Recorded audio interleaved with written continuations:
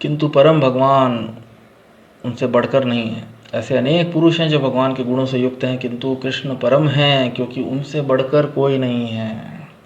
कोई उनके तुल्य नहीं है, कोई उनसे बढ़कर नहीं है, कोई उनके समान भी नहीं है, कोई उनकी तुल्य भी नहीं है, और कोई उनसे बढ़कर भी नहीं है। जब देवकी और वसुदेव जी ने, हमने पहले भी इस पर चर्चा की, जब ईश्वर को प्रसन्न करके परम भगवान विष्णु नारायण भगवान श्री कृष्ण को जब उन्होंने प्रसन्न करके उनसे प्रार्थना की एक पुत्र के रूप में, पुत्र की, कि हमें आपके समान एक पुत्र देने का आप वरदान दीजिए, तो भगवान ने बोला आपको यदि मेरे समान पुत्र चाहिए तो मुझे ही आना पड़ेगा। क्योंकि भगवान को इस बात का बोध है कि इस पूरी सृष्टि में सब उनके अंश हैं, तो इस पूरी सृष्टि में कोई उनके तुल्य नहीं है, और उनसे बढ़कर तो होने की संभावना ही नहीं। तो ब्रह्मा जी, इसलिए ऐसे अनेक पुरुष हैं जिनको देखकर आम जन या इवन बड़े बड़े, एक बहुत अच्छा उल्लेख आता है, उसका कभी हम विस्तार से चर्चा करेंगे। भृगु मुनि स्वयं इस बात की परीक्षा लेने ब्रह्मा जी, विष्णु जी, महेश तीनों के पास जाते हैं कि परम कौन है। तो अनेक ज्ञानी पुरुष, अनेक आध्यात्मवादी, अनेक साधु संत ऋषि मुनि भी कभी कभी जो है, अनेक लोग समझते भी हैं और अनेक लोग भ्रमित भी हो जाते हैं। दूसरों के अंदर भी ऐसे दैविक गुणों को देखकर वे कभी कभी जो हैं इस सत्य को, परंतु ब्रह्मा जी स्वयं इस बात की पुष्टि कर रहे हैं। ऐसे अनेक पुरुष हैं जो भगवान के गुणों से युक्त हैं, किंतु कृष्ण परम है, क्योंकि उनसे बढ़कर कोई नहीं है। तो वे परम पुरुष हैं और उनका शरीर सच्चिदानंदमय है, सच्चिदानंद विग्रह। उनका शरीर जो है वो सच्चिदानंदमय है। आदि भगवान गोविंद हैं और समस्त कारणों के कारण हैं। अनादिर आदिर गोविंदा, आदि भगवान।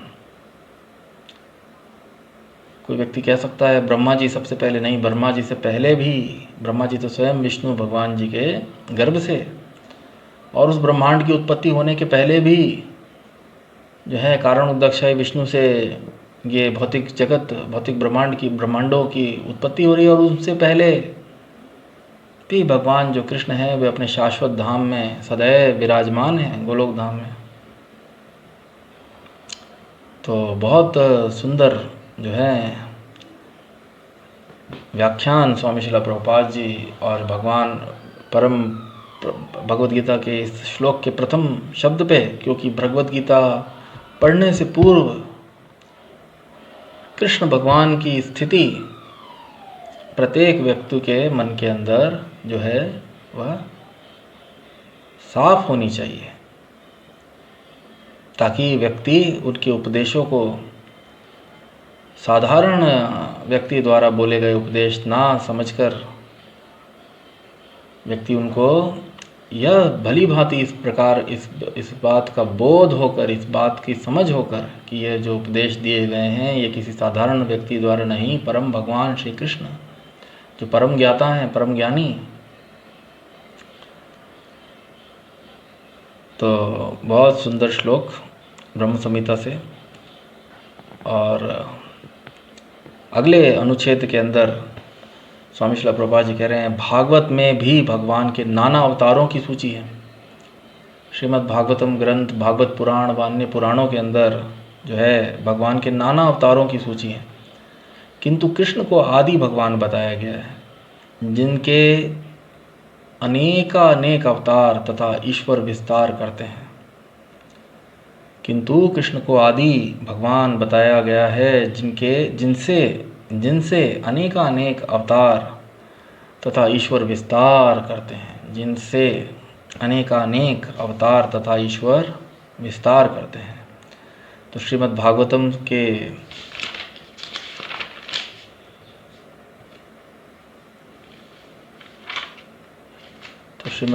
के प्रथम स्कंद के तृतीय अध्याय के 28वें श्लोक से स्वामी श्रील प्रभुपाद जी जो हैं इस संदर्भ के अंदर जो बताया गया उल्लेख देते हैं।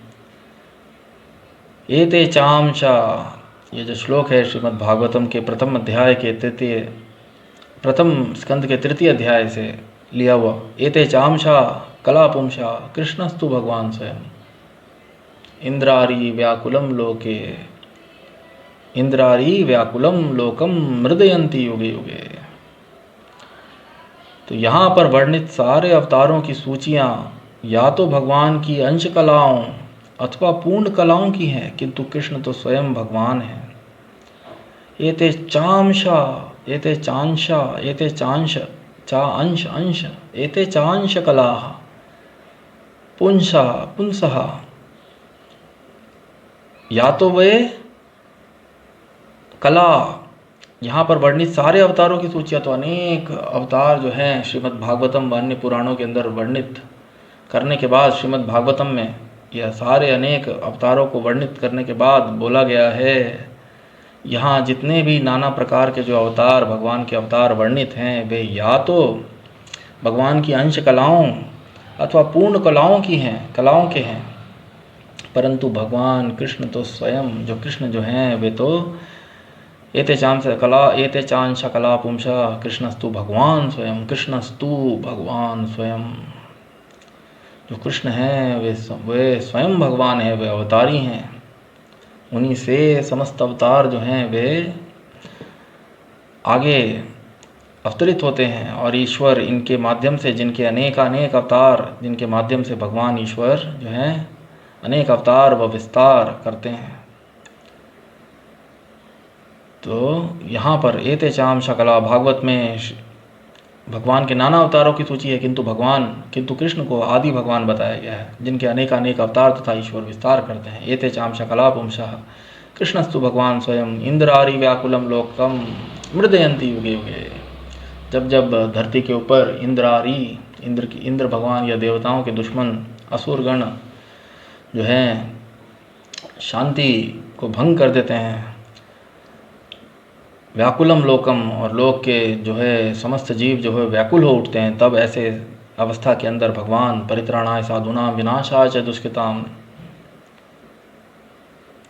यदा यदा ही धर्मस्य ग्लानिर्भवति भारता। तो ऐसे अवस्था के अंदर भगवान जो हैं अवतार लेकर या विस्तार करके वे समस्त परित्राणाय साधूनां, साधुओं व सज्जन पुरुषों की रक्षा करने के लिए, सज्जन मानव की रक्षा करने के लिए, साधु संतों भक्तों की रक्षा करने के लिए, देवताओं की रक्षा करने के लिए वे अवतरित होते हैं। तो बहुत सुंदर तात्पर्य का बहुत सुंदर हिस्सा हमने पढ़ा, जिसके अंदर स्वामी श्रील प्रभुपाद जी जो हैं श्री भगवान शब्द का व्याख्यान और भगवद गीता के आने वाले श्लोकों के माध्यम से हम इस सिद्धांत को, भगवान श्री कृष्ण के बारे में और अधिक हम समझेंगे। तो अतः कृष्ण आदि भगवान, परम सत्य परमात्मा तथा निर्विशेष ब्रह्म दोनों के उद्गम हैं।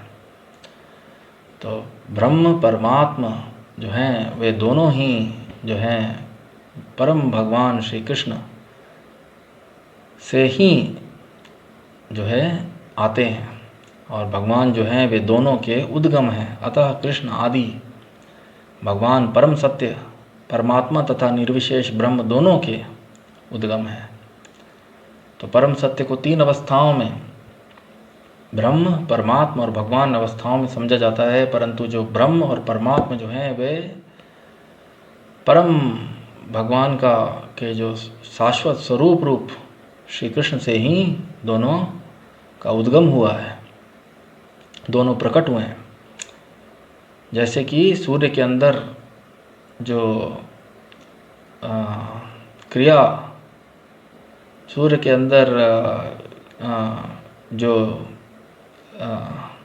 क्रिया या भीतरी बातें जो सूर्य के अंदर जो हो रही हैं, उनसे ही प्रकाश और जो है उत्पन्न हो रहा है, उसी प्रकार जो ब्रह्म है और परमात्मा है वे दोनों ही परम भगवान श्री कृष्ण से उद्गम है। तो अब आखिरी जो संदर्भ है उसके अंदर स्वामी श्रील प्रभुपाद जी श्री भगवान वाचा कुतस्त्वाकश्मलमिदं विषमे समुपस्थितम अनार्यजुष्टम स्वर्गीयम अकीर्तिम कर्म अर्जुना। तो भगवान ने क्या कहा, पहले भिड़ते ही स्वामी श्रील प्रभुपाद जी ने जो है वो श्री भगवान की व्याख्यान कर दी, क्योंकि स्वामी श्रील प्रभुपाद जी भगवान के एक परम भक्त हैं और स्वामी श्रील प्रभुपाद जी चाहते हैं कि भगवत गीता या भगवान के जो उपदेश, गीता का जो उपदेश है, कृष्ण भगवान के जो गीता का उपदेश है, उसको सुनने से पूर्व अर्जुन जी ने तो उनको शाश्वत जो है मित्र के रूप में जो है अर्जुन जी ने अपना संबंध स्थापित कर रखा है, परंतु एक आम मनुष्य कम से कम उसको इतना तो बोध हो कि ये जो ज्ञान जो बोला जा रहा है वो कोई साधारण व्यक्ति नहीं बोल रहा है। और स्वयं भगवान के अनन्य भक्त होने के कारण स्वामी श्रील प्रभुपाद जी ने सर्वप्रथम इस श्लोक के अंदर इतना व्याख्यान जो है श्री भगवान शब्द पे, बहुत सुंदर, बहुत ही अच्छा व्याख्यान स्वामी श्रील प्रभुपाद जी ने किया। तो जो अगला जो अनुच्छेद है उसके अंदर वास्तविकता में भगवान ने जो कहा उसके ऊपर स्वामी श्रील प्रभुपाद जी उसका व्याख्यान कर रहे हैं। उसका तात्पर्य के अंदर भगवान की उपस्थिति में अर्जुन द्वारा सज्जनों के लिए शोक करना सर्वथा अशोभनीय है। तो जब स्वयं सृष्टि के जो है उत्पत्ति करता स्वयं भगवान धर्म के पालक जब वहाँ पे उपस्थित हैं, तो अर्जुन द्वारा स्वजनों के लिए शोक करना सर्वथा अशोभनीय है, क्योंकि भगवान कैसे कोई गलत निर्णय ले सकते हैं, वे तो स्वयं धर्म के पालक हैं। तो भगवान अर्जुन जी को अधर्म के मार्ग पर कैसे प्रवृत्त कर सकते हैं। निसंदेह जो साधारण मूल्यों के अनुसार यदि हम देखें तो स्वजनों को का वध करना निसंदेह पाप कर्मों के अंदर आता है, परंतु यहाँ जो अवस्था है, यहाँ जो परिस्थिति है वह भिन्न है। ये जो स्वजन हैं वे साधारण स्वजन नहीं हैं, वे आतताई हैं, वे आतताई हैं, वह उन्होंने जघन्य पाप किया है, अपराध किया है। तो भगवान श्री कृष्ण की उपस्थिति में अर्जुन द्वारा और अर्जुन जी का इस प्रकार शोक करना अशोभनीय है। अतः कृष्ण ने कुतः शब्द से अपने आश्चर्य व्यक्त किया। तो अर्जुन जी तो ज्ञान के अंदर जो हैं परिपूर्ण होने चाहिए और उनके अंदर ऐसे लक्षण दिखने ही नहीं चाहिए थे, इसीलिए भगवान श्री कृष्ण का जो सर्वप्रथम शब्द है वह आश्चर्य व्यक्त किया भगवान ने। कुतः कुतस्ताकश्मलम अनार्यजुष्टम, और भगवान ने अनेक आर्य जैसी सभ्य जाति के किसी व्यक्ति की से ऐसी मलिनता की उम्मीद नहीं की जाती। आर्य शब्द उन व्यक्तियों पर लागू होता है जो जीवन के मूल्यों को जानते हैं और जिनकी सभ्यता आत्म साक्षात्कार पर निर्भर करती है। देहात्म बुद्धि से प्रेरित मनुष्यों को यह ज्ञान नहीं रहता कि जीवन का उद्देश्य परम सत्य विष्णु या भगवान का साक्षात्कार है। वे तो भौतिक जगत के बाह्य स्वरूप से ही मोहित हो जाते हैं, अतः वे ये नहीं समझ पाते कि मुक्ति क्या है। जिन पुरुषों को भौतिक बंधन से मुक्ति का कोई ज्ञान नहीं होता वे अनार्य कहलाते हैं। यद्यपि अर्जुन क्षत्रिय थे, किंतु युद्ध से विचलित होकर वह अपने कर्तव्य से च्युत हो रहे थे। उनकी यह कायरता अनार्यों के लिए ही शोभा देने वाली हो सकती है। कर्तव्य पथ के से इस प्रकार का विचलन ना तो आध्यात्मिक जीवन में प्रगति करने में सहायक बनता है, ना ही इससे इस संसार में ख्याति प्राप्त की जा सकती है। भगवान कृष्ण ने अर्जुन द्वारा अपने स्वजनों पर इस प्रकार की करुणा का अनुमोदन नहीं किया। तो बहुत सुंदर तात्पर्य का यह अनुच्छेद, जिसके अंदर स्वामी श्रील प्रभुपाद जी कुतस्त्वाकश्मलमिदं विषमे समुपस्थितम अनार्यजुष्टम अस्वर्गीयम अकीर्तिकरम अर्जुना पर प्रकाश डाल रहे हैं और अनेक वैदिक सिद्धांत हमें समझाने का प्रयत्न कर रहे हैं। तो भगवान श्री कृष्ण की अनुपस्थिति में की उपस्थिति के अंदर अर्जुन जी ने का जो शोक करना है वो अशोभनीय है और भगवान ने इसका अनुमोदन, भगवान ने इसका प्रोत्साहन, इस चीज़ को प्रोत्साहन नहीं दिया। अर्जुन जी को उन्होंने सराहना नहीं दी। भगवान ने नहीं कहा अरे अर्जुन निसंदेह जो आप कह रहे हैं, अरे आप बिल्कुल उचित कह रहे हैं, मैं खुद अज्ञानी हो गया था, मैं पाप और पुण्य भूल गया था, और आप जो कह रहे हैं, आपने जो इतने महान तर्क दिए हैं, निसंदेह हम लोग बहुत बड़ी गलती करने जा रहे थे, हमें तो उनकी शरण दुर्योधन जी व अन्य उपस्थित योद्धाओं की शरण ले लेनी चाहिए। तो भगवान ने इसका अनुमोदन नहीं किया। इसके विपरीत भगवान श्री कृष्ण ने प्रथम शब्द जो कहा कुतः, आश्चर्य, अपने आश्चर्य को प्रदर्शित किया। कहाँ से? कश्मलम कुतस्त्वा कश्मलम इदम, कहाँ से ये कलमश, ये गंदगी तुम्हारे अंदर अर्जुन इस समय उपस्थित हो गई अचानक से? परिस्थिति इतनी खराब है विषमे समुपस्थितम, परिस्थिति इतनी भयावह है, शंख नगाड़े बज चुके हैं, तथा शंखश्च भ्रेयश्च पणमानक गौमुखः सहसेवाभ्यहन्यन्तम स शब्दो तुमुलो अभवात। हमने पूर्व श्लोकों के अंदर देखा, ढोल नगाड़े, युद्ध का आवाहन हो चुका है। शत्रु लड़ने के लिए अपने शस्त्र उठाए, धनुष उठाए, बाण उठाए, कृपाण उठाए, तलवार उठाए, तैयार है। परिस्थिति अत्यंत विषम है। तनिक भी गलती करते ही हमारे प्राण जाने वाले निसंदेह अर्जुन जी और भगवान श्री कृष्ण ऐसे भौतिक मृत्यु को प्राप्त नहीं हो सकते, क्योंकि भगवान श्री कृष्ण तो मृत्यु के परे हैं, और स्वयं अर्जुन जी भी, भले ही वो देह अर्जुन जी त्याग दें, परंतु वे कृष्ण से शाश्वत संबंध में सदैव स्थापित हैं, इसीलिए उनकी मृत्यु संभव नहीं है। वो दोबारा कृष्ण के मित्र के रूप के अंदर दूसरा शरीर स्वतः ही प्राप्त कर लेंगे। परंतु एक अन्य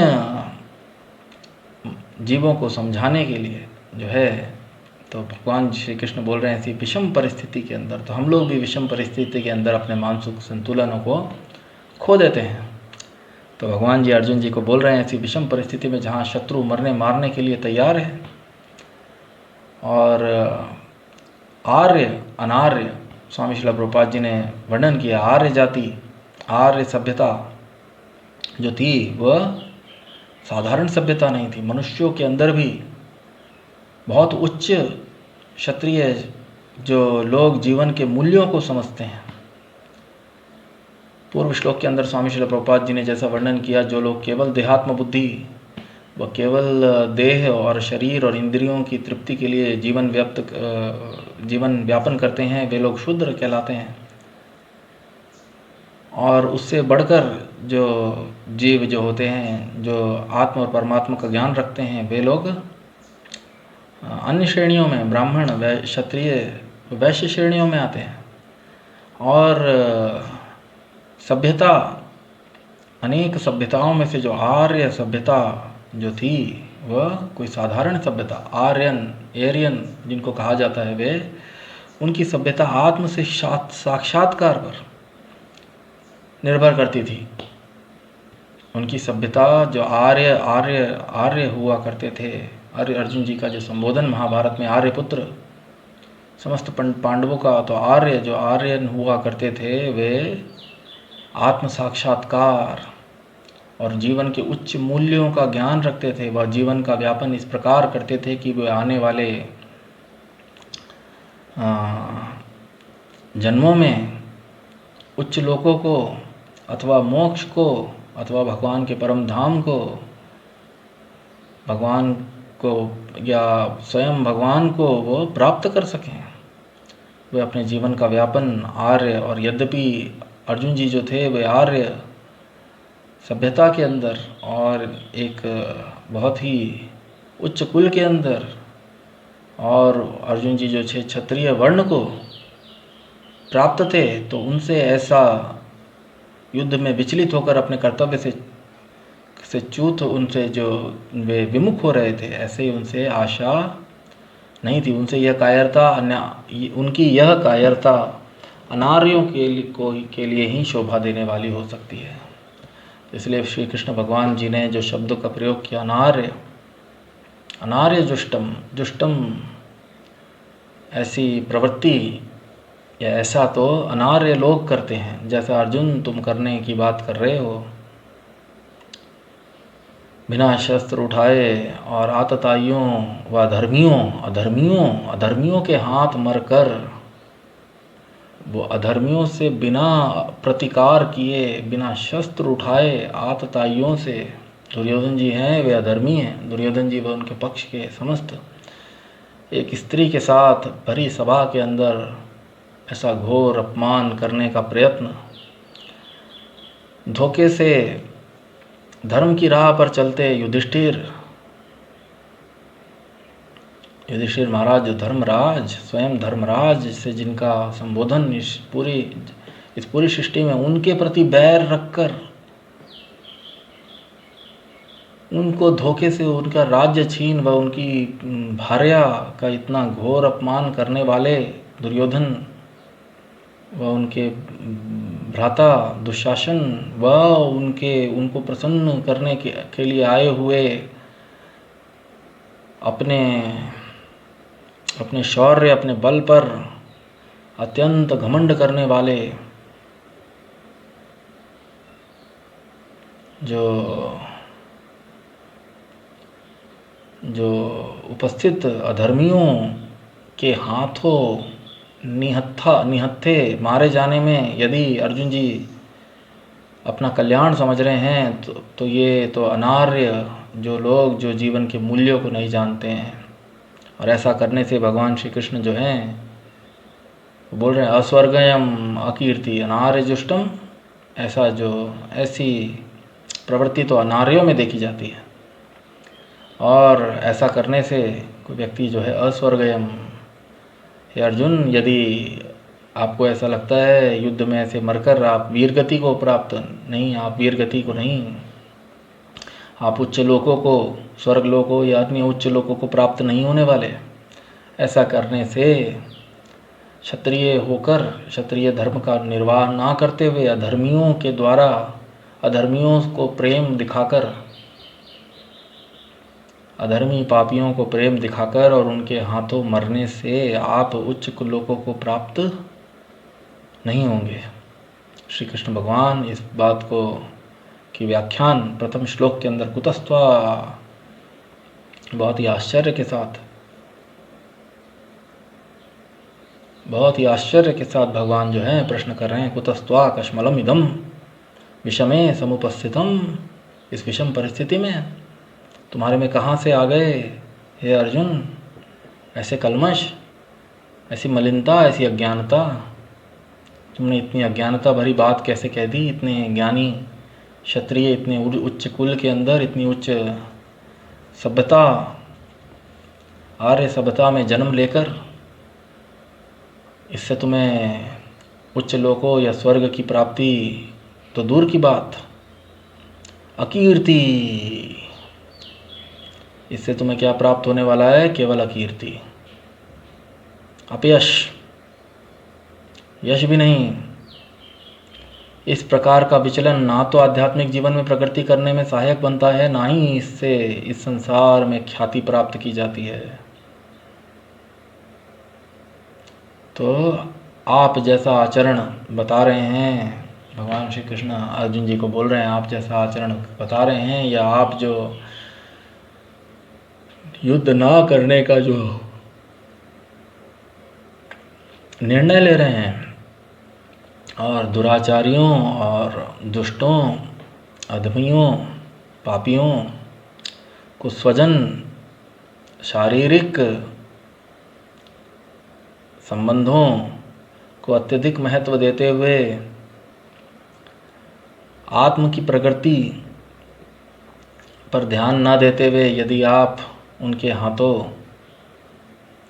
मरने के का निश्चय कर रहे हैं तो निसंदेह ये आपको इससे ना तो आपका आध्यात्मिक उन्नति होगी, आप प्रगति करेंगे, और आध्यात्मिक प्रगति के तो दूर की बात, भौतिक भी आप उन्नति, भौतिक जगत में भी आपको जो है अपयश, अकीर्ति, आपकी जितनी ख्याति, जितनी आपकी कीर्ति है वो मिट्टी के अंदर मिल जाएगी। सारे लोग आपको कायर कह के पुकारेंगे। उसकी यह कायरता नारियों के लिए, और यह कायरता पूर्वक आप जो ये कार्य कर रहे हैं, ये हृदय की दुर्बलता, निसंदेह इसको भविष्य के अंदर आपकी कायरता कह के इसको संबोधित किया जाएगा, और यह आपके लिए अपयश जो है, अकीर्ति लाएगा। तो आगे आने वाले श्लोकों के अंदर हम देखेंगे। आज हमने काफ़ी चर्चा, लगभग 1.5 घंटे हमने चर्चा कर ली, वार्तालाप किया स्वामी श्रील प्रभुपाद जी के भव्य तात्पर्यों के द्वारा। कुतस्त्वाकश्मलमिदं विषमे समुपस्थितम अनार्यजुष्टम अकीर्तिकरम अर्जुना। तो देहात्म बुद्धि सिद्धांत से केवल भौतिक शरीर और शरीर से जुड़ी चीज़ों को आत्म से अधिक महत्व, या आत्म प्रगति से अधिक महत्व देकर कोई भी कार्य यदि किया जाए तो वह वास्तविकता के अंदर अज्ञानता जो है, आध्यात्मिक आत्म साक्षात्कार व जीवन के प्रगति मूल्यों की अज्ञानता के वश में ही किया जा सकता है। तो बहुत सुंदर श्लोक, दोनों श्लोकों पे हमने द्वितीय अध्याय गीता के सार के प्रथम 2 श्लोकों, प्रथम और द्वितीय 2 श्लोकों पर हमने अध्ययन किया और चर्चा की, और अनेक हमने सिद्धांतों को समझा। यदि हम भी भगवान श्री कृष्ण का तनिक भी साक्षात्कार करने में, यदि हम भी भक्ति मार्ग पर चलते हुए संभव, यदि हम भी तनिक भी साक्षात्कार करने में यदि हम सक्षम हो सकें, तो हमारा भी भौतिक जो शरीर, जो हमारा जो जन्म है वो साकार हो सकता है, हमारा मनुष्य जन्म जो है साकार हो सकता है। तो आने वाले सेशन में हम अन्य दूसरे, तृतीय और कुछ श्लोकों को हम